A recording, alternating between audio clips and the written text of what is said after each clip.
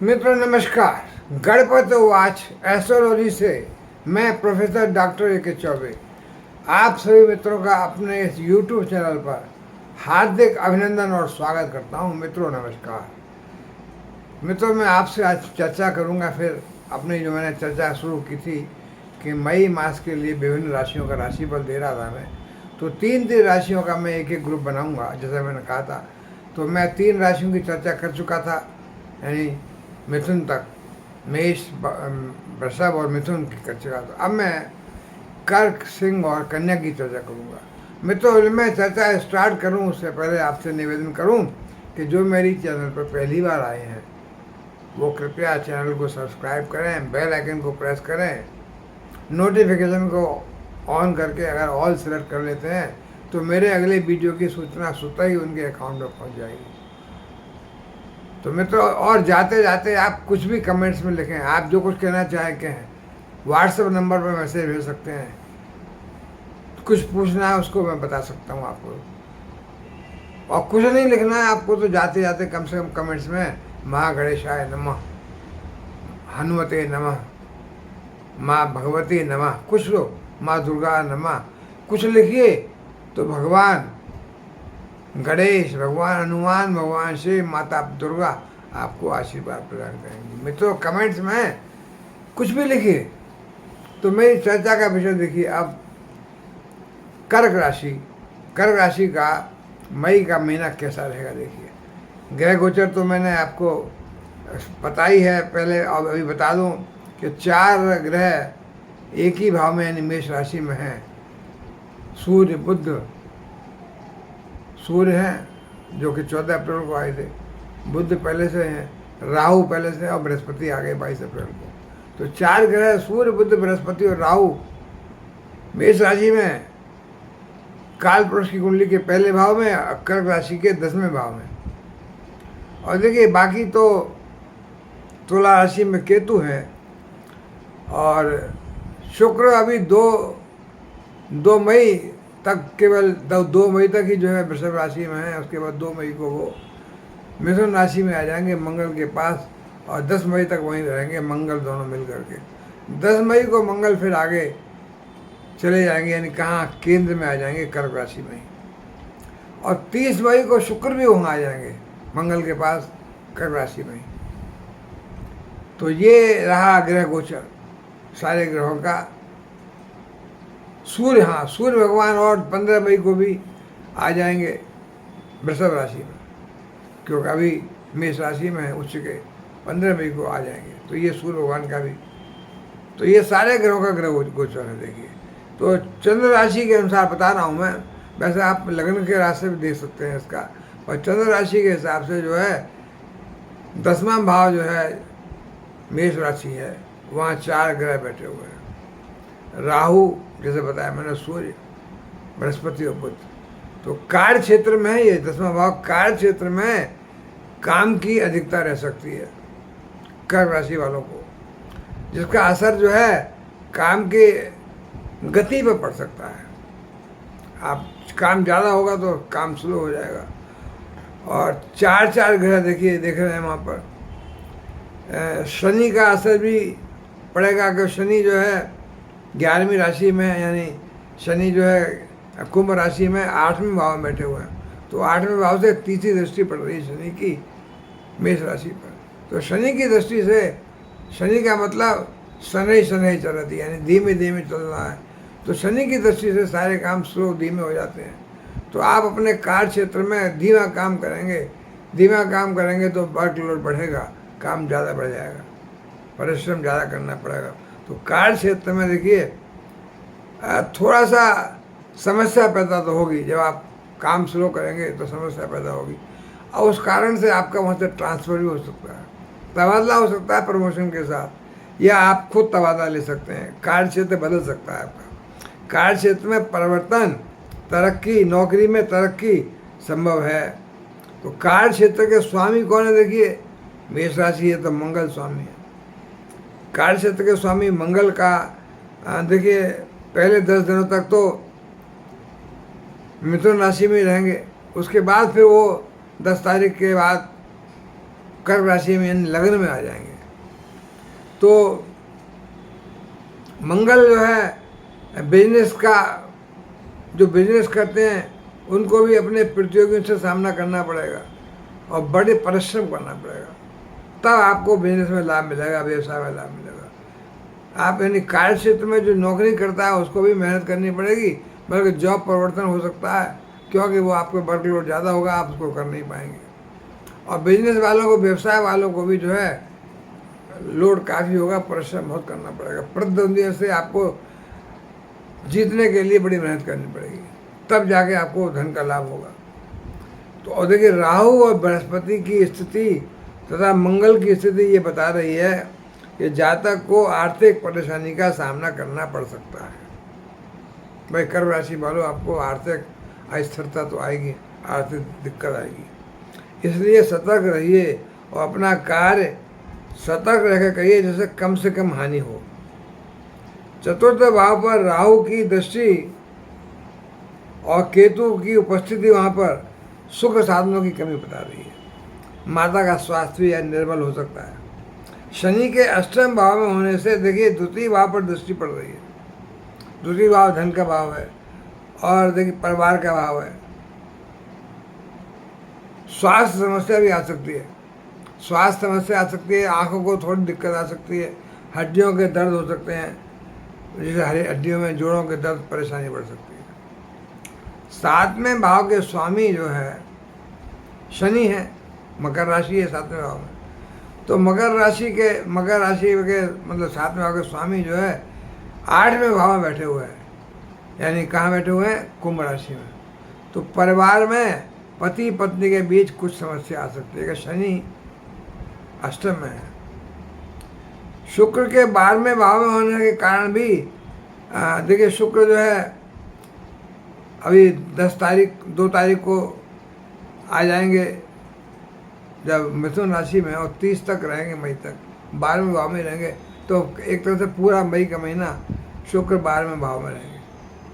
तो 12वें भाव में शुक्र आ जाने से देखिए शादीशुदा जातक को परिवार में कुछ समस्या आ सकती है, कुछ झगड़ा आ सकता है, झगड़े का सामना करना पड़ सकता है। शुक्र जो है प्रेम के स्वरूप है, प्रेम के, तो प्रेमी लोगों को भी देखिए 12वें भाव से तो छठे भाव को देखते हैं। वैसे छठे भाव में बृहस्पति की राशि धनु राशि है, तो थोड़ा सा स्वास्थ्य समस्या, थोड़ा सा शत्रु समस्या, थोड़ा सा बीमारी तो है ही, और उसके अलावा कोर्ट कचहरी के केस, इस समय भी थोड़ा सा दिक्कत आ सकती है। और शुक्र 12वें भाव में बैठ कर देखिए आपके आपस में प्रेमी के बीच में प्रेम भावनाओं को कम कर रहे हैं, इससे कुछ झगड़े बढ़ सकते हैं। परिवार में परेशानी का सामना तो करना पड़ेगा, हालांकि दूसरे भाव में परिवार कुटुंब में सूर्य की राशि है, सिंह राशि है, और सूर्य में से अच्छे बैठे हुए हैं मेष राशि में उच्च के। 15 मई को चले जाएंगे वृषभ राशि में, लेकिन 11वें भाव में, अभी तो 10वें भाव में है। तो सूर्य की जो सिंह राशि है तो द्वितीय भाव है, तो धन का तो ज़्यादा परेशानी नहीं आएगी। लेकिन चौथे भाव में जो केतु हैं, वो केतु स्वास्थ्य समस्या पैदा कर सकते हैं, परिवार के बीच मनमुटाव पैदा कर सकते हैं, परिवार में आपस में तनातनी, बेकार का वाद विवाद हो सकता है। तो देखिए केतु का थोड़ा सा कारण चौथे भाव पे नुकसान रहेगा आपको। तो कर्क राशि के स्वामी देखिए चंद्रमा हैं, तो चंद्रमा को अच्छा रखिए। चंद्रमा को अच्छा रखने के लिए सोमवार को भगवान शिव की उपासना करिए, दूध स्नान कराइए भगवान शिव को, तो चंद्र भी खुश रहेंगे। भगवान शिव की उपासना करने से चंद्र तो उनके सिर पे रहते हैं, मस्तक पे रहते हैं, तो चंद्रमा खुश रहेंगे तो आपकी कर्क राशि खुश रहेगी। तो कर्क राशि वालों को सोमवार को शिव उपासना करने से, दूध स्नान करने से लाभ मिलेगा। मित्रों नमस्कार। मित्रों अब मैं अगली राशि पे आता हूँ। अगली राशि कौन सी है? देखो सिंह राशि है। तो सिंह राशि के लिए अब देखिए ग्रह गोचर तो आपको मालूम ही पड़ गया।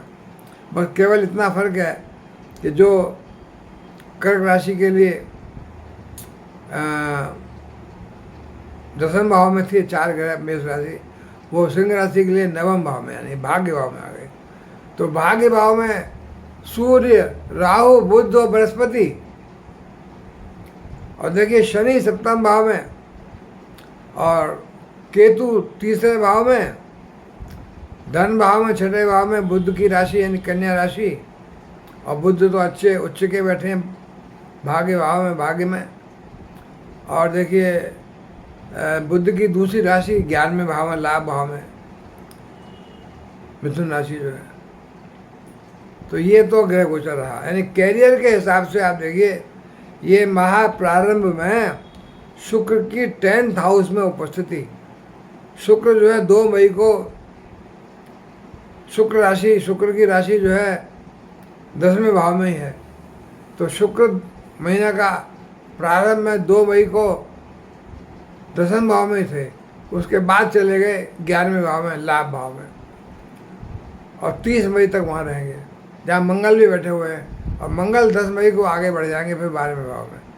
तो शुक्र जो है 2 मई को तो शुक्र लाभ स्थान में चले जाएंगे मंगल के साथ। तो कार्य द्वारा धन की आमदनी, यानी कार्य स्थान से 10वें भाव से निकल के 11वें भाव में आए। तो जो आप कार्य कर रहे हैं, जो भी उस कार्य से जो है आपको लाभ मिलेगा, धन की आमदनी होगी, धन का लाभ मिलेगा, क्योंकि शुक्र अब 11वें में आ गए, 11वें भाव में, और मंगल भी में बैठे हुए हैं। तो भूमि भवन, भूमि के कार्य से आपको मंगल लाभ भाव में बैठे तो लाभ देंगे यानी धन दिलाएंगे, भूमि के कार्यों से लाभ मिलेगा आपको। और शुक्र जो है जाहिर है कार्य करते हुए जो आप कार्य करेंगे वो लाभकारी कार्य, उसी से पैसा आएगा, कार्य द्वारा धन की आमदनी। और देखिए बृहस्पति कहाँ है? 9th हाउस में, भाग्य भाव में। तो बृहस्पति भाग्य वर्धन कर रहे हैं, बुध बैठे हैं वहाँ भाग्य वर्धन कर रहे हैं, राहु तो ऑलरेडी पहले ही थे ही वहाँ मेष राशि में, बुध भी थे, बृहस्पति आए 22 अप्रैल को, और सूर्य तो पहले आ ही गए थे 14 अप्रैल को। तो 4 ग्रहों का योग जो है आपके भाग्य भाव में बन रहा है, तो भाग्य तो आपका बहुत तेजी से बढ़ेगा, और भाग्य वर्धन होगा तो भाग्य वर्धन से ही आपको धन की प्राप्ति होगी, पैसा आएगा, भाग्य बढ़ने से काम आएगा। और देखिए भाग्य भाव से जो है ये चारों ग्रह जो है तीसरे भाव को देख रहे हैं, जहाँ केतु बैठे हुए हैं। तो तीसरा भाव पराक्रम का भाव है, तो वो भी 4 ग्रह देख रहे हैं तीसरे भाव को, तो आपको पराक्रम तो बहुत करना पड़ेगा, पराक्रम बहुत करेंगे तो लाभ भी मिलेगा, भाई बहनों से, छोटे भाई बहनों से लाभ मिलेगा, यात्राएं भी होंगी तो उनसे लाभ मिलेगा। और देखिए धार्मिक यात्राएं हो सकती हैं, बृहस्पति जो है 9th हाउस में बैठे हुए हैं भाग्य भाव में, तो धार्मिक यात्राएं होंगी, धार्मिक यात्राओं में थोड़ा खर्चा हो सकता है, आपकी रुचि धार्मिक ज़्यादा होगी। तो देखिए बृहस्पति मदद करेंगे आपके भाग्य बढ़ाने में, और मंगल और शुक्र तो मैंने बताया कर्क राशि में आ गए जब तक, तो भाग्य बढ़ेगा और लाभ तो मिलेगा। पैसे कमाने के लिए बेहतर तरीके प्राप्त होंगे नए नए आपको। भाग्य भाव के बृहस्पति और धन भाव के स्वामी बुध की भी भाग्य भाव में स्थिति, यानी धन भाव कन्या राशि है तो बुध धन भाव के स्वामी है, वो भाग्य भाव में बैठे हुए हैं। तो देखिए भाग्य भाव में बुध बैठना, धन तो फिर आगमन हो ही होगा। सिंह राशि के जातकों को देखिए अच्छी ऊर्जा मिलेगी काम करने के लिए। लग्न पर बृहस्पति, राहु और शनि की दृष्टि भी बढ़ रही है, तो शरीर को स्वस्थ रखेंगे। और शरीर, सिंह राशि के मालिक सूर्य खुद भाग्य में बैठे हुए हैं, तो सूर्य अच्छे उच्च के मेष राशि में है, तो शरीर भी अच्छा रहेगा, क्योंकि सिंह राशि लग्न में है और लग्न के स्वामी उच्च के बैठे हुए हैं, तो शरीर स्वस्थ रहेगा, निरोगी काया रहेगी, परिश्रम बहुत करेंगे, भागदौड़ ज़्यादा करेंगे। शुक्र की अनुकूल स्थिति है, मंगल की अनुकूल स्थिति है, तो लाभ तो मिलेगा ही मिलेगा। और देखिए 5वें भाव में जैसे बताया मैंने, दृष्टि पड़ेगी 11वें भाव से 5वें भाव में, जहाँ बृहस्पति की राशि है धनु राशि, और बृहस्पति भाग्य भाव में उच्च के बैठे हुए अच्छे हैं, त्रिकोण में है, और त्रिकोण में ही बृहस्पति की दूसरी धनु राशि है, जहाँ पर बृहस्पति तो नहीं, लेकिन हाँ शुक्र, वो भी प्रेम की देवी कहा जाता है। शुक्र की दृष्टि बृहस्पति की, यानी पंचम भाव में बृहस्पति की राशि धनु पर पड़ रही है। तो कोई प्रेम प्रसंग है सिंह राशि वालों का, तो उसमें सफलता मिलेगी, प्रेम विवाह भी हो सकता है।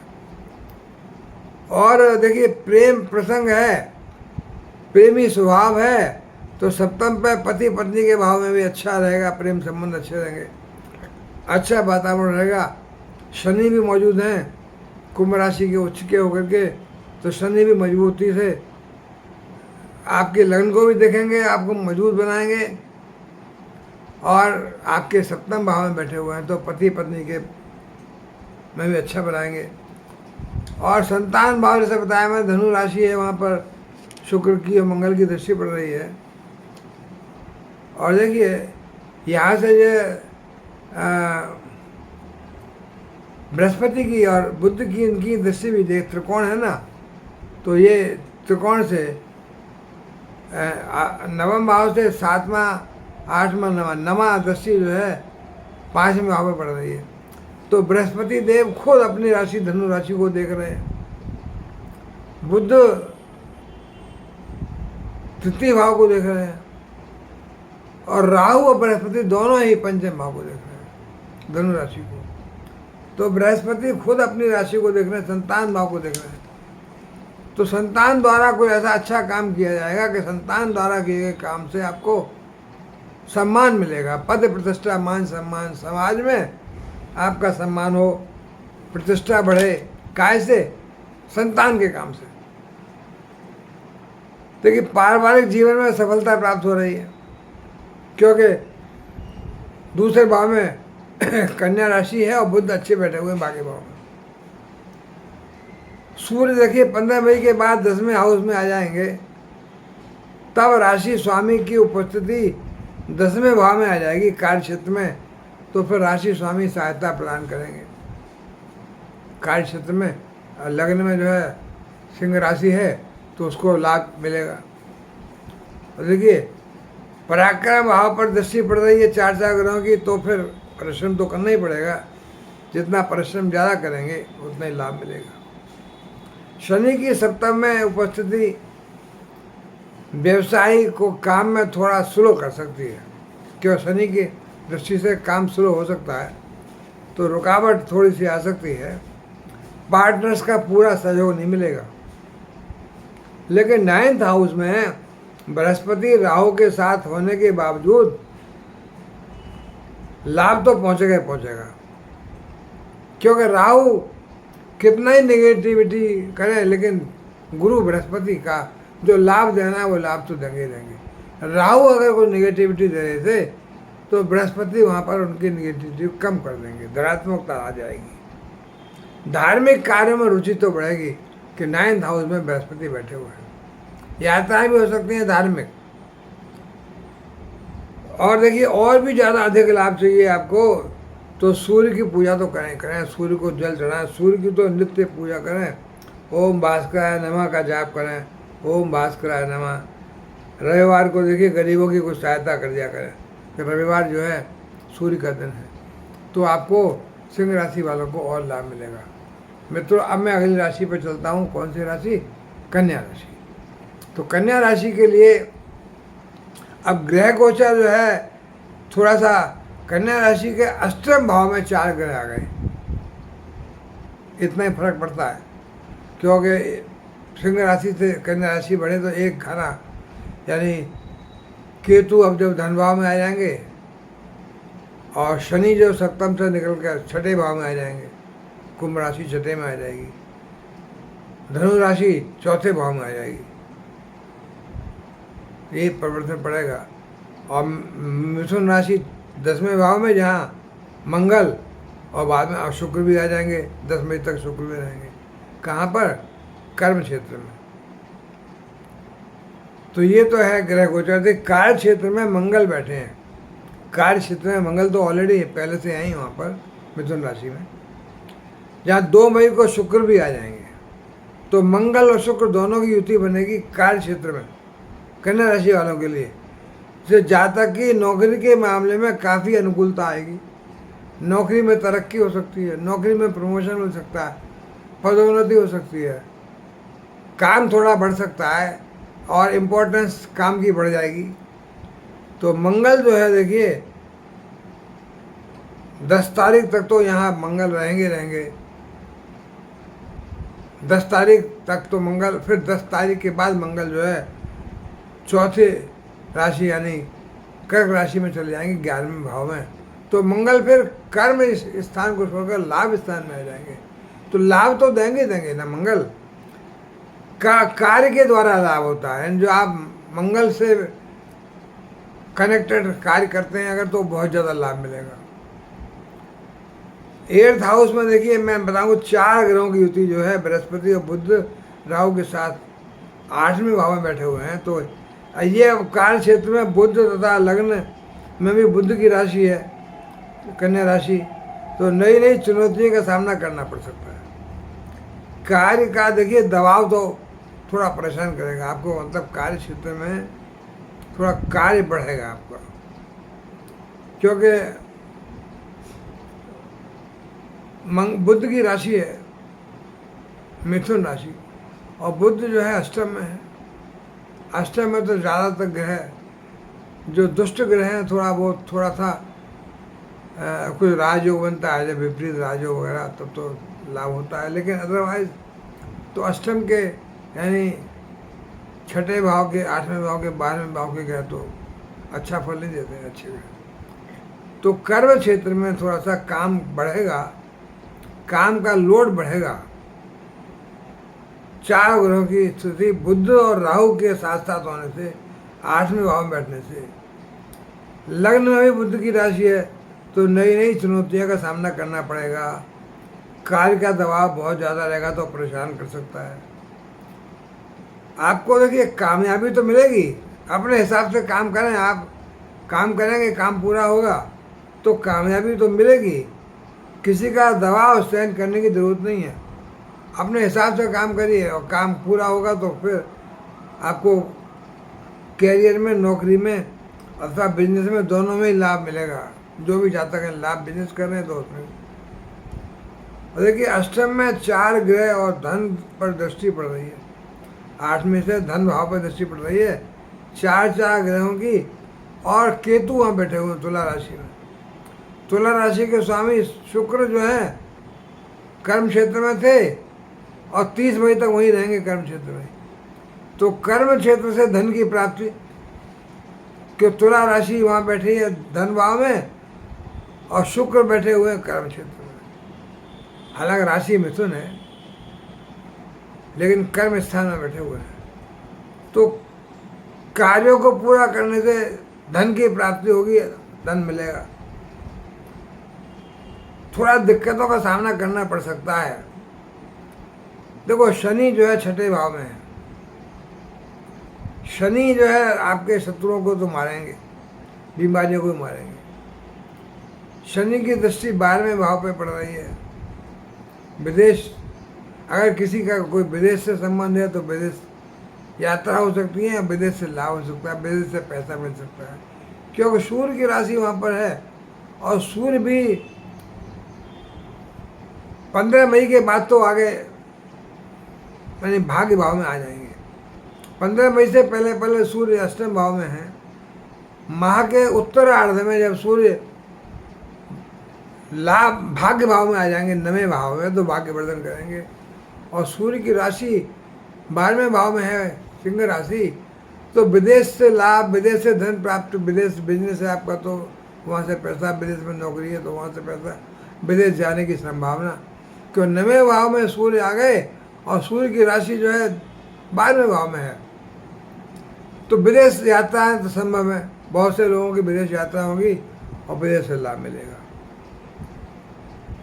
खर्चा तो होगा, खर्चा पूरा करने के लिए आपको दिक्कत तो आएगी, आमदनी थोड़ी कम रहेगी, लेकिन फिर भी काम चल जाएगा और कोई काम रुकेगा नहीं, आपको दिक्कत नहीं आएगी, सब काम आपका टाइम से हो जाएगा। और देखिए प्रेम संबंध रहेगा कोई आपका तो प्रेम संबंध तो सामान्य बने रहेंगे। लव पार्टनर के साथ स्थिति अच्छी रहेगी, मधुर स्थिति रहेगी। यदि आप अपने प्रेम संबंध को विवाह में बदलना चाहते हैं तो प्रयासरत रहिएगा। आपका ऐसा पॉसिबल है कि आपका जो प्रेम संबंध है वो विवाह में बदल जाए, क्योंकि आपका देखिए शनि की राशि है पंचम में, और शनि अब कुंभ राशि में छठे भाव में बैठे हुए हैं। तो धीमे धीमे प्रेम संबंध जो आपका प्रेम विवाह में बदल सकता है। स्लो होगा काम, आप कोशिश जारी रखिए, कामयाबी मिल जाएगी आपको, और दाम्पत्य जीवन भी आपका सुखमय बना रहेगा। देखिए नौकरी पेशा वाले लोग जो हैं उनको मनचाही जगह पर तबादला मिल सकता है, मनचाहा काम मिल सकता है। तबादला चाहते हैं तबादला हो सकता है, प्रमोशन होगा, तनख्वाह बढ़ सकती है। आपको अपनी सेहत पर थोड़ा सा ध्यान रखना चाहिए, लापरवाही नहीं करनी चाहिए। लापरवाही करेंगे अपनी सेहत पर तो बेवजह परेशानी आ जाएगी। माह के उत्तरार्ध तक आप किसी धार्मिक यात्रा पर निकल सकते हैं परिवार के साथ, और संतान संबंधी कोई अच्छा समाचार मिलेगा जो आपको संतान के द्वारा पद प्रतिष्ठा मान सम्मान दिला सकता है। ये जाना जाके आप फलाने के माता फलाने के पिता हैं, संतान से लाभ आपको मिलेगा। देखिए और ज़्यादा लाभ चाहते हैं आप पाना ज़िंदगी में तो कन्या राशि बुध की राशि है, तो भगवान गणेश की उपासना करिएगा। भगवान गणेश को बुधवार को दूर्वा चढ़ाइए, मोदक चढ़ाइए, तो गणपति भगवान के दर्शन बुधवार को लाभ दे सकते हैं। मित्रों मैं अब यहाँ विराम लूँगा, आगे आऊँगा तो अगली और 3 राशियों की जैसे कि तुला, वृश्चिक और धनु की चर्चा करूँगा। मित्रों नमस्कार।